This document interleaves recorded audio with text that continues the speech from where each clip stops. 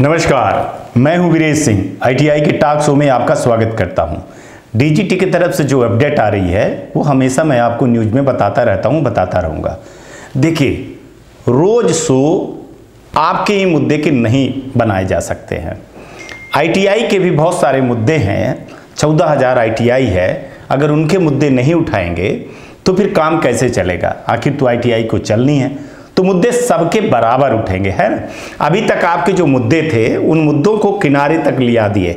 Supplementary का exam के लिए भी डेट आ गई कि नवंबर में होगा। आपके जो बहुत बड़ी मांग थी, कई सालों से नहीं हो रहा था, अब उस पर भी डीजीटी काम कर रही है। उस पर उन्होंने बता दिया कि मैंने डेटा जो है तो विप्रो से मंगवाना चालू कर दिया। उसके बारे में भी मैं आज आपको बताऊंगा। दूसरा जो है 3D प्रैक्टिकल का जो मार्क नहीं अपलोड हो रहा था, उसके लिए भी 14 तारीख तक डेट दे दिए हैं सबको चढ़ाने के लिए। तो कुल मिलाकर के आपके मुद्दे खत्म हो गए हैं, कुछ मुद्दे बचे हुए हैं, उस पर हम बात करेंगे। लेकिन सबसे पहले मैं आपको एक चीज़ बता दूं कि न्यूज़ जो आएगी वो सबके लिए रहेगी, बराबर न्यूज़ रहेगी, है ना। अब आपके मुद्दे कुछ ऐसे बचे नहीं हुए हैं, तो जो टाइम दिया गया है उस टाइम को वेट करिए। आईटीआई वाले का भी शो रहता है, उसको भी देखना चाहिए, उसमें भी आपको कमेंट करना चाहिए। खैर चलिए, ये आपका हुआ है। तो सबसे पहले एक मैसेज देख लेते हैं, फिर आगे चलते हैं। मेरा नाम है जाकिर अली शेख। मेरा गांव है वेस्ट बंगाल और पूर्व चांदपुर का गांव है। मेरा पिताजी का नाम है पिंटू अली शेख। मेरा कॉलेज का नाम है मंदिर बाजार गवर्नमेंट आईटीआई से मैं वेल्डर टेट से पढ़ाई किया हूँ। मेरा ऑल इंडिया टेट से मैं वेल्डर टेट से मैं टॉप रैंक किया हूँ। मेरा यहाँ पर जो मकसद मिला है और जो मिनिस्टर है उसको मैं तहे दिल से धन्यवाद कहना चाहता हूँ, जो मेरा को प्लेटफॉर्म अपॉर्चुनिटी मिला है। तो मैं बोलना चाहता हूँ आईटीआई में बहुत सारा स्कोप है टेक्निकल स्किल के लिए। आप यंग जनरेशन का जो स्टूडेंट यहाँ वहाँ ढूंढ रहा है जॉब के लिए, मैं बोलना चाहता हूँ आप यहाँ वहाँ मत ढूंढिए। आप लोग आईटीआई में पढ़ाई कीजिए और खुद को स्किल को मजबूत कीजिए और देश को आगे बढ़ाने के लिए मदद कीजिए। इसीलिए मैं बोलना चाहता हूँ वो न्यायाधीशन जो भारत है उसका आगे बढ़ाइए। सबके लिए मैं थैंक यू सर, मेरा एक है थैंक यू। अब देखिए, एक लेटर दिखा रहा हूँ। अब इस लेटर पे मत जाइएगा कि ये मध्य प्रदेश का लेटर है सर। 30/9/2022 को पूरे पेन इंडिया में वीसी हुई थी। वीसी का मतलब होता है वीडियो कॉन्फ्रेंस के द्वारा। तो पूरे स्टेट के डायरेक्टर, प्रमुख सचिव और उनके पदाधिकारी और डीजीटी के, विप्रो के और एग्जाम लेने वाले एजेंसी के, ये सारे लोग बैठे थे और उन्होंने हर स्टेट को बोला है कि आप लोग हमको ये बताइए कि आपके यहाँ जो है तो पोर्टल पे, अब जैसे मध्य प्रदेश का मैं एक डेटा उठा लेता हूँ, मैं सबका डेटा उठाने लगूँ ना तो वीडियो नहीं बन पाएगा, बहुत बड़ा हो जाता है। और मैंने बताया था कि हमारे मध्य प्रदेश के जो डायरेक्टर और कर्मचारी हैं ना, ये बहुत जल्दी हर चीज को एक्शन पे ले आ देते हैं। तो ऐसे ही सबका मान लीजिए आप, ठीक है ना। कोई स्पेशल कहीं का मध्य प्रदेश भर का नहीं निकलता, ये सबके लिए निकला है, सबके पास है, हमको पता है, हमारी सब जगह बात भी हो जाती है। तो ये देखिए, कह रहे हैं कि मध्य प्रदेश में 65,000 प्रशिक्षणार्थी जो है तो पोर्टल पे प्रदर्शित हो रहे हैं, ठीक है। लेकिन परीक्षा देने के लिए, एग्जाम देने के लिए 8 से 10,000 है, वैसे ही हो रहे हैं। तो वो बोल रहे हैं कि यार ये सब भुगतान करना पड़ता है मेरे को, किसको? एजेंसी को। अब 65,000 लड़कों को तो भुगतान करेगी नहीं डीजीटी, और वो बना लेगी कि हम भैया इतने लोगों का एग्जाम कर रहे हैं। तो इसलिए जो आप सप्लीमेंट्री का आप बात कर रहे हो ना, आप पे ही डीजीटी काम कर रही है, आपका ही काम बहुत तेजी से हो रहा है।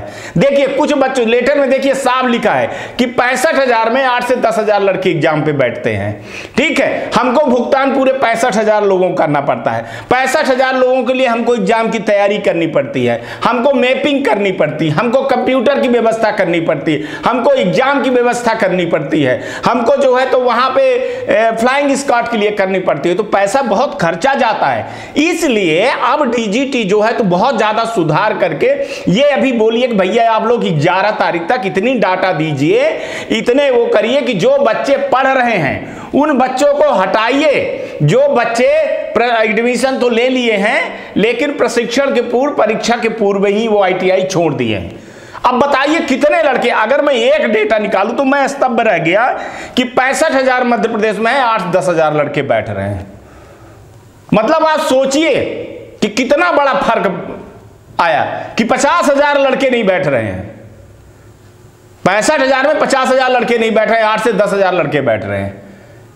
तो फिर ये जो दिक्कत हो जाती है ना, ये बहुत बड़ी दिक्कत हो जाती है। देखिए साफ साफ लिखा है कि 65,000 प्रशिक्षणार्थी पोर्टल में प्रदर्शित हो रहे हैं, परंतु एनसीवीटी परीक्षा में लगभग 8 से 10 हजार प्रशिक्षणार्थी ही परीक्षा में सम्मिलित होते हैं और हमको एजेंसी को पैसा देना पड़ता है। एक और मैसेज देख लीजिए, ये मैसेज मेरे को डीजीटी की तरफ से दिया गया था। ये सप्लीमेंट्री एग्जाम कहीं है, जो ओल्ड वाले लड़के हैं, जो ओल्ड वाले लड़के ज्यादा परेशान हो रहे हैं कि 2014 से 17 के लिए पहले से ही 4 अक्टूबर 2021 के बीच में पूरक परीक्षा आयोजित की गई थी। लगभग 4.5 लाख स्टूडेंट का हॉल टिकट तैयार किया गया, लेकिन OMR के माध्यम से इस सेमेस्टर की पूरक परीक्षा लगभग 1.6 लाख स्टूडेंट ही सम्मिलित हुए। 4 लाख का पैसा लग गया और 1 लाख के लगभग जो है तो लड़के परीक्षा में बैठे, बाकी लड़के नहीं बैठे। लेकिन एग्जाम वाली एजेंसी को पूरा पैसा पे करना होता है, तो इस पे भी थोड़ा सा गौर करिए। ऐसा आंख मूंद करके अब नहीं होगा जो पहले हो रहा था। तो इसलिए देरी हो रही है आपके सप्लीमेंट्री एग्जाम पे, जो टाइम टेबल के लिए आप लोग कह रहे हो, तो वो इसीलिए देरी हो रही है। 3 रीजन है कि वो पूरे पेन इंडिया से डेटा मंगवा रहे हैं। विप्रो ने अपना रिपोर्ट सौंप दिया। विप्रो ने रिपोर्ट, अब देखिए मैंने आपको बताया विप्रो ने क्या सौंपा, वो 4 लाख स्टूडेंट कितने बैठे, 1.6 लाख। यहां एक का बता दूं 65 लाख, वो 65,000 स्टूडेंट है, बैठेंगे कितने, 8 से 10 हजार। ऐसे सब जगह है, बिहार में शायद 1.5 लाख लड़के हैं और बैठेंगे 75,000। ऐसे यूपी में भी है कि 1.5 लाख, 1,75,000 के लगभग, 1,70,000-80 हजार के लगभग है और बैठेंगे कितने, 80 से 75,000 लड़के। ऐसे सब जगह से आ रहा है। एडमिशन तो बहुत ज्यादा हो, लेकिन एग्जाम में बैठते बैठते लड़के ना वो कम हो जाते हैं। तो उस तरह से व्यवस्था की जाती है। आप लोगों की बात जायज है, लेकिन ऊपर सिस्टम में भी देखा जाता है कि हमको मैपिंग करनी है, कितने शिफ्ट में करना है, हमको कितने फेस में करना है। तो उसके लिए उन्होंने डेटा मंगवाया है, 11 तारीख तक डेटा मंगवाया। 14 तारीख तक उन्होंने कहा है कि उन लड़कों को भी तो देखना पड़ेगा। आप तो खैर एग्जाम नहीं दिए थे या आप फेल हुए थे तो आप सप्लीमेंट्री की मांग कर रहे हो, लेकिन जो लड़के ईडी प्रैक्टिकल में और जिनका डेटा नहीं चढ़ा हुआ है, जिनका 0-0 शो हो रहा, तो वो भी तो सप्लीमेंट्री में आएंगे। तो उसके लिए गवर्नमेंट ने 14 तारीख तक डेट दिया है। अब 14 तारीख तक इनकी डेट होगी, फिर गवर्नमेंट भी 1 हफ्ता लगाएगी, 22, 23, 24, 25 तारीख तक जाएगी, तभी जाकर के सारी चीजें न क्लियर हो पाएगी। और मैंने पहले आप लोगों को बताया था कि देखिए जब तक पूरा रिजल्ट नहीं अपडेट हो जाएगा ना, तब तक नहीं हो जाएगा। और 14 तारीख लास्ट दिए हैं, उसके आगे बढ़ाएंगे नहीं। अब इसमें जो बच्चों का नहीं हुआ, उन बच्चों को 22 तारीख से 25 तारीख तक वेट करना पड़ेगा। बहुत सारों का तो अभी होता चला जा रहा है। जैसे जैसे आईटीआई वाले, अच्छे आईटीआई वाले जाकर के अपने लड़कों का डेटा देता चले जा रहे हैं, तो नोडल तुरंत उसी दिन चढ़ा दे रहा है, स्टेट अप्रूवल कर दे रहा है। तो रिजल्ट आप देखिए, रोज के कमेंट में देखिए कि रोज रिजल्ट अपडेट होता चला जा रहा है। लेकिन जो लास्ट के दिन होगा, 13-14 तारीख को होगा, और कुछ उनके नहीं मिलेंगे डेटा वेरीफाई करने के लिए, तो वो चले जाएंगे 5-6 दिन, 7 दिन चले जाएंगे। फिर उसमें सीबीटी डाटा नॉट अपलोड वाले भी हैं, फिर उसमें जो है तो थ्योरी वाले भी हैं। तो ये आप मान के चलिए कि 22 तारीख तक में या 25 तारीख तक में आपका रिजल्ट अपडेट नहीं होता है। वैसे मैं आपको सच बता दूं कि आप 14 तारीख तक ही मानिए कि अगर आपका रिजल्ट अपडेट नहीं होता है तो आप अपने आप को सीधे सीधे बिना कोई सुनवाई के सप्लीमेंट्री एग्जाम के लिए तैयारी कर लेना। क्योंकि अब डीजीटी की गलती नहीं है, वो आपकी आईटीआई की नोडल की है, ठीक है ना, और स्टेट की है।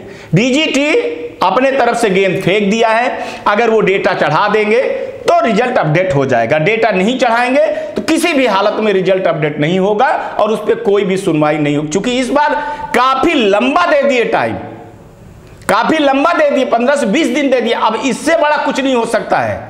अभी तक हफ्ते की होती थी, 14-15 दिन में अगर डेटा नहीं चढ़ा पाया कोई तो उसको कुछ नहीं कर सकते हैं। फिर वो एजेंसियां उस हिसाब से लिस्ट सौंप देंगी कि सर इतने लोगों का सप्लीमेंट्री का एग्जाम है, और वो सप्लीमेंट्री का एग्जाम की तैयारी हो जाएगी, फीस कटने लगेगी, मैपिंग होना लगेगा, ठीक है। तो ये आप समझ लीजिए। अब एक बात और कि जो एक चीज और आई है कि जो profile, marksheet, CBT data not upload date of birth, नाम, फादर नेम की जो गलतियां हैं, ऐसे जो कंप्लेन हैं, तो साफ साफ बोले हैं कि आप अपने ITI वाले को बोलो कि वो टिकट रेस करे और इस नंबर पे जो ये नंबर है उस पे जो है तो कंप्लेन करें। एक लड़के की सुन लीजिए, वो लड़के से मैंने ही बात करवाए थे, वो बात किया लड़के ने, तो देखिए वहां से क्या हेल्पलाइन में बोला गया, सुन लीजिए आप। ये सबूत के रूप में मैं आपको दिखाता हूं, क्योंकि मेरे शो के लिए सबूत चाहिए और वो आपको जानना बहुत जरूरी। सुन लीजिए पहले। नहीं बता रहा, बोला फीस दे दिए तो बोला यहाँ का काम खत्म हो गया,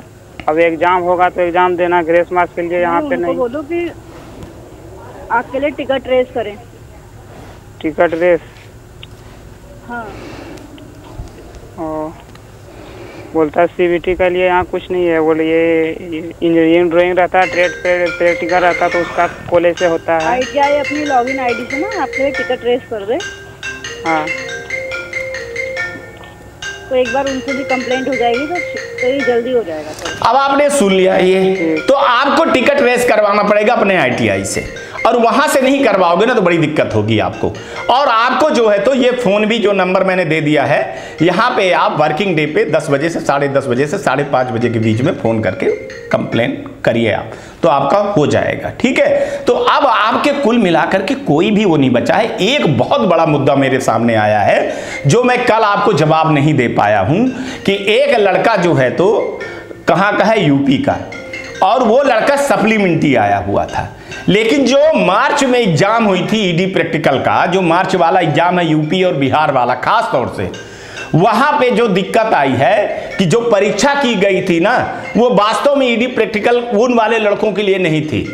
ठीक है ना, तो गलती से जो ये एग्जाम हुआ तो उसमें वो सप्लीमेंट्री वाले भी जो लड़के आए थे उनको भी बैठा दिया गया, उनका भी टिकट रेस हो गया है। तो उसके पीछे मैं लगा हुआ हूं, क्योंकि इसके बारे में DGT को बिल्कुल भी जानकारी नहीं है कि ऐसा भी हुआ है। क्योंकि वो लड़का वीडियो बना करके मेरे को भेजा है 2 मिनट के लिए, तो मैं उस पे जो है तो कल जब न्यूज बनेगी मैं बताऊंगा। तो आज मैं बोल रहा हूं कि जो लड़के, ऐसे लड़के जो सप्लीमेंट्री आए हुए थे और उन्होंने ED प्रैक्टिकल का एग्जाम मार्च में जो हुआ था, वो लड़के जरूर कमेंट करें ज्यादा से ज्यादा, ताकि DGT को ये पता चले कि हाँ ऐसी गलती हुई थी, तो उस पर वो कुछ ना कुछ एक्शन ले, कुछ ना कुछ उसमें कार्रवाई जरूर करें।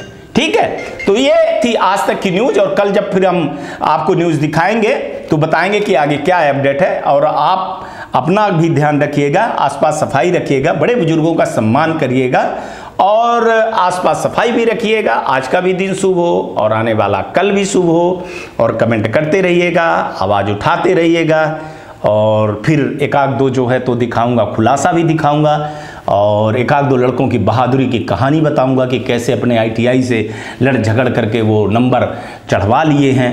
तो ये जानना भी बहुत ज़रूरी है आप लोगों को, क्योंकि ये उससे हौसला मिलता है और फिर आपका भी नंबर शायद चढ़ जाए। तो शो में हमारे दिखाने का मतलब ये होता है कि सबूत के साथ चीज़ें आएँ और आपको अवेयरनेस करें। तो देखते रहिएगा। नमस्कार, जय हिंद, जय भारत।